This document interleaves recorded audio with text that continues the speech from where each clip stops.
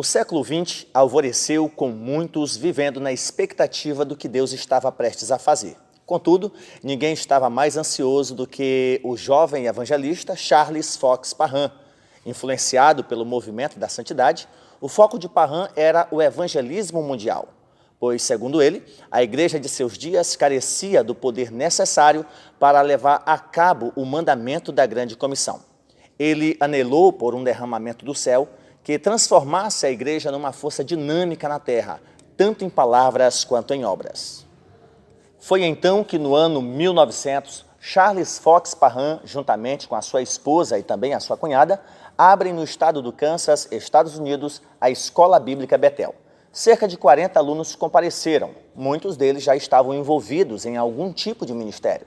Embora a escola não cobrasse mensalidade, havia um acordo entre os alunos de buscarem juntos a provisão de Deus por meio da oração e do trabalho. Com o avanço da Escola Bíblica Bethel, onde era aceito entre todos que o revestimento do Espírito Santo era evidenciado pelo falar em outras línguas, Charles Parham se desloca no ano de 1905 para a cidade de Houston, no estado do Texas, numa campanha de avivamento, onde é movido a fundar no dia 1º de janeiro de 1906 uma escola de curto período para capacitar pregadores para alcançarem todo o Texas com a mensagem pentecostal.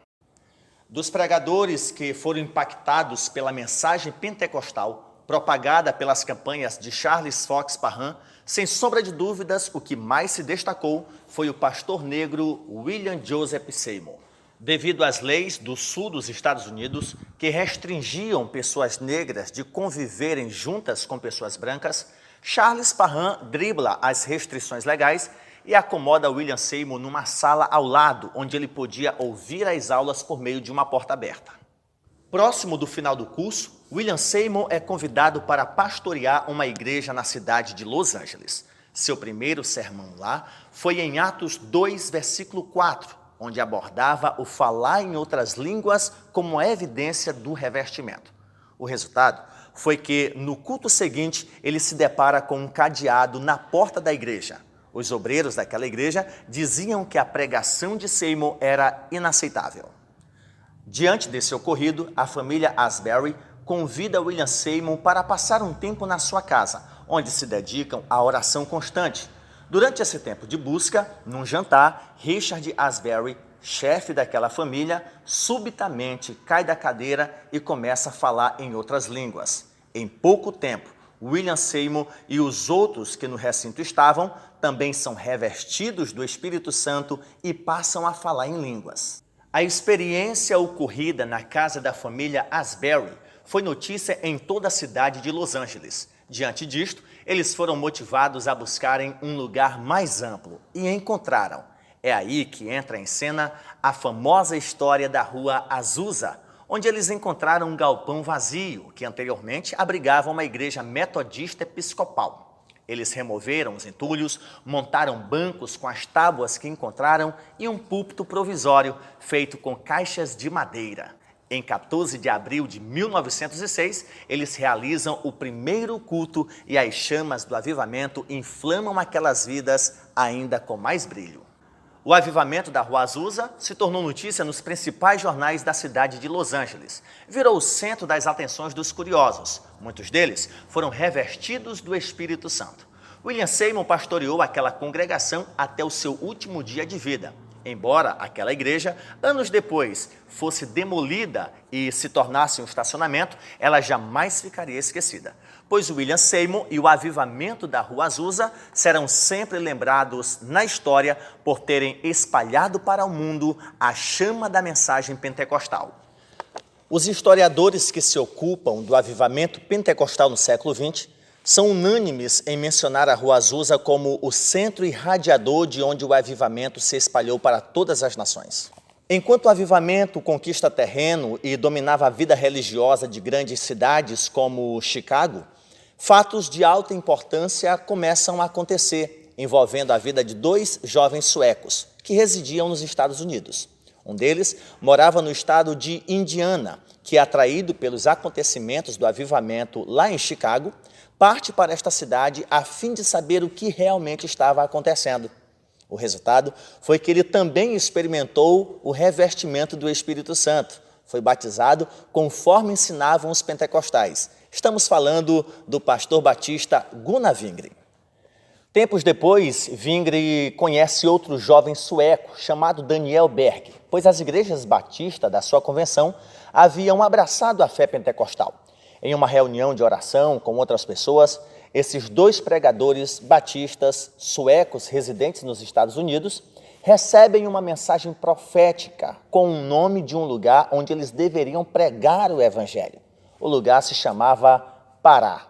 Após aquela oração, ao questionar os que estavam com eles naquela ocasião, nenhum soube responder aonde ficava este lugar. Os dois saem à procura de uma biblioteca, localizam um mapa que pudesse dar uma direção de onde ficava este lugar chamado Pará. É aí que eles descobrem que Pará era um estado no norte do Brasil. Com fervor em seus corações, Gunnar Wingre e Daniel Berg se despedem dos seus irmãos de fé em Chicago, que antes se reúnem e levantam uma oferta, mas o valor dá para chegar apenas a Nova York. Os dois missionários vão para Nova York, confiando que Deus providenciaria meios para chegarem até as terras brasileiras. Diante desta situação, eles se ajoelham em plena multidão naquela metrópole, buscando uma orientação divina, quando de repente surge um comerciante que na noite anterior estava orando, buscando a presença de Deus e é orientado pelo Senhor a enviar uma oferta a Gunnar Wingre, um pastor que ele já conhecia. Ao amanhecer o dia, ele coloca o valor dentro de um envelope e vai para o Correios, para que a oferta pudesse chegar a Gunnar Wingre. No caminho para o Correio, ele se depara com os dois missionários. Surpreso e feliz por aquilo que estava acontecendo, ele conta aquela experiência e repassa o valor aos missionários. Dentro do envelope estavam $90, o valor exato para os missionários poderem chegar nas terras brasileiras. O ano era 1910. Os missionários batistas, a bordo do navio Clement, partem para o porto de Belém, capital do Pará. Chegam em terras brasileiras no dia 19 de novembro daquele ano e depois de tomarem informações com outros passageiros, eles encontram uma hospedaria, onde localizam um jornal e nesse jornal estava o endereço de um pastor metodista chamado Justus Nelson. Ao encontrar esse pastor, o pastor, sabendo agora que esses dois missionários estavam ligados à Igreja Batista, conduz os dois à Igreja Batista em Belém. Raimundo Nobre, responsável pela igreja, hospeda-os nas dependências do templo. A semelhança do que havia ocorrido com William Seymour, também aconteceu com Daniel Berg e Gunnar Wingre. Ao retornarem de um trabalho missionário, já falando um pouco a língua portuguesa, pregando na Igreja Batista de Belém sobre o batismo no Espírito Santo com a evidência do falar em outras línguas, isso gera uma discussão. Alguns fatos determinantes acontecem. Dia 8 de junho de 1911, duas senhoras, membros da Igreja Batista de Belém, Celina de Albuquerque e Maria de Nazaré, na mesma noite são batizadas com o Espírito Santo e falam em línguas. Isso aumenta a discussão. É convocada uma reunião extraordinária para deliberar o que deveria ser feito a respeito do que estava acontecendo. Nesta reunião, a igreja reunida delibera a exclusão de 13 membros por causa do que havia ocorrido. Entre esses membros excluídos estavam os dois missionários. Tendo sido excluídos da Igreja Batista de Belém no dia 13 de junho, no dia 18 do mesmo mês, num domingo à noite, com 18 pessoas, nasce na casa da irmã Celina de Albuquerque a Missão da Fé Apostólica, que em 11 de janeiro de 1918 foi registrada oficialmente como Sociedade Evangélica Assembleia de Deus. E agora, no dia 18 de junho, celebramos 109 anos do mover pentecostal através das Assembleias de Deus no Brasil. Somos muitos, somos milhões e estamos espalhados por todas as nações, anunciando que Jesus Cristo salva, Jesus Cristo cura, Jesus Cristo batiza com o Espírito Santo e breve voltará. Parabéns, assembleianos! Feliz aniversário, Assembleia de Deus!